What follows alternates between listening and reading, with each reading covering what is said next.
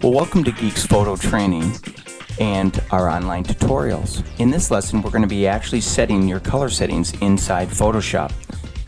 What we need to do quickly is get into that dialog box. There's a couple ways of you being able to do that. Under the Edit section of Photoshop, you can go down to Color Settings, or if you're a shortcut person, Shift-Command-K if you're a Mac user, or Shift-Control-K if you're a PC user, and that'll quickly get you into the dialog box that we want you to be in to make these changes. You'll notice that it's preset to North America General Purpose 2.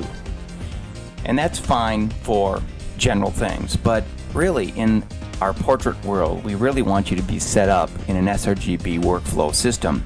And although this appears like it's a sRGB workflow system, most of your raw conversion areas are set up to convert to Adobe RGB 1998. You'll notice that the way this is set up, there's no way to change it. So although it looks like you're working in sRGB, you're really not. Because right down here under the color management policies, you'll notice that it says preserve embedded profiles, which is preserving that RGB 1998 profile. So under the working spaces, we just want to leave these all the same. But what we want to do is under the color management policies is to actually convert to your working CMYK or RGB and your working gray. So all of these are set up to convert, and then you want to have these little buttons checked down below.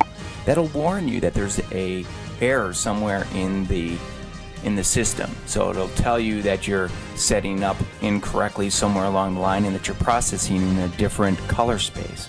And we'll go over that in different areas of the computer. Once we do that, why don't we go ahead and click on the Save button. Now let's name it. Just call it the Studio Default. And at this point, we're just going to click on Save. What this will do is actually save it to your actual color settings. So if anybody makes a change, you'll be able to click right into it later on. You'll notice that here, the second part of your save feature, it actually has an area that you can make a comment. So if you want to write a small note to an employee or something that this is your color space, you could do that right in here by just highlighting this area and just say use for general purpose.